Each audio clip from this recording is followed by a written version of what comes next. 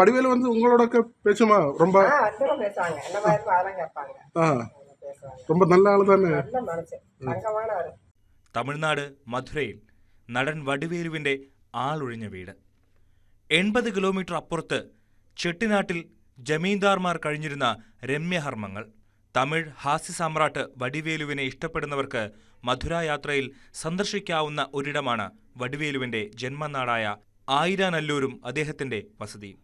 ഇതേ യാത്ര ചെട്ടിനാട് വരെ നീണ്ടാൽ ചെട്ടിയാർ സമുദായത്തിലെ അതിസമ്പന്നർ കഴിഞ്ഞിരുന്ന കൊട്ടാര സമാനമായ നിർമ്മിതികളും കാണാം. മധുര നഗരത്തിന്റെ പ്രാന്തത്തിലാണ് അരയനല്ലൂർ. ശിവഗംഗ എത്തുന്നതിന് മുമ്പുള്ള പ്രദേശം. പ്രധാന ജംഗ്ഷനിൽ നിന്ന് ചെറിയ റോഡിൽ പ്രവേശിച്ച് 1/2 കിലോമീറ്ററോളം സഞ്ചരിച്ചാൽ വടിവേലുവിന്റെ വീടായി. മുമ്പുണ്ടായിരുന്ന കുടുംബ വീടിനടുത്ത് വടിവേലു സ്വന്തമായി നിർമ്മിച്ച ആദ്യ വീട്. സിനിമയിൽ പ്രശസ്തി നേടിത്തുടങ്ങിയ ശേഷമാണ് ഈ വീട് നടൻ നിർമ്മിച്ചത്. 3 നിലയുണ്ട്. 3 സഹോദരന്മാരായിരുന്നു വടിവേലുവിന്. ഒരാൾ അടുത്തിടെ മരിച്ചു. വീട്ടിലേക്ക് സിനിമാ പ്രവർത്തകരോ സുഹൃത്തുക്കളോ എത്തിയാൽ പ്രത്യേകം കഴിയാൻ തരത്തിലാണ് വീടിന്റെ നിർമ്മിതി. ഏതാണ്ട് അഗ്രഹാരം പോലെ നീളത്തിലുള്ള നിരവധി വീടുകൾ, അല്ലെങ്കിൽ ഹോട്ടൽ മുറികളുടെ രൂപത്തിലെന്നും പറയാം. 20 വർഷം മുമ്പാണ് വടിവേലു ഈ വീട് നിർമ്മിച്ചത്. എന്നാൽ 10 വർഷത്തിൽ കൂടുതലായി ഇവിടെ ആരും താമസിക്കുന്നില്ല.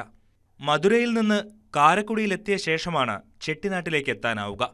ഇവിടുത്തെ ചെട്ടി സമുദായാംഗങ്ങളിൽ അതിസമ്പന്നർ കഴിഞ്ഞിരുന്നതും രാജകീയ പ്രൗഢിയുള്ളതുമായ മന്ദിരങ്ങൾ. ചെട്ടിനാട്ടെ തെരുവുകളിൽ ഇത്തരം കെട്ടിടങ്ങൾ ധാരാളമുണ്ട്. അണ്ണാമലൈ സർവകലാശാല സ്ഥാപിച്ച ഡോക്ടർ രാജാസാർ അണ്ണാമലൈ ചെട്ടിയാർ നിർമ്മിച്ച മണിമാളികയും കൂട്ടത്തിലുണ്ട്.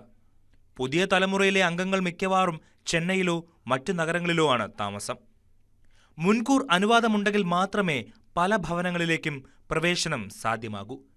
50 രൂപ ടിക്കറ്റ് എടുത്ത് കയറിയ ഒരു ചെട്ടിയാർ ഗൃഹത്തിലുള്ളത് 80 മുറികൾ. 250 വർഷത്തിലേറെ പഴക്കമുണ്ട് ഈ സൗധത്തിന്. ഉമ്മറവും നടുമുറ്റവുമൊക്കെയായി വിശാലമായ കാഴ്ച.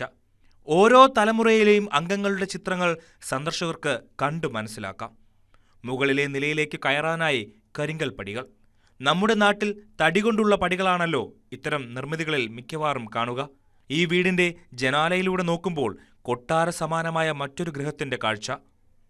ഊട്ടുപുരയിൽ ഒരേ സമയം 100-150 പേർക്ക് ഒരുമിച്ച് ഭക്ഷണം കഴിക്കാൻ കഴിയും. ഗൃഹോപകരണങ്ങളും പൗരാണികതയുടെ ഓർമ്മപ്പെടുത്തലായുണ്ട്. വീടുകളുടെ പരിപാലനത്തിന് 3-4 ജീവനക്കാരെയും നിയമിച്ചിട്ടുണ്ട്.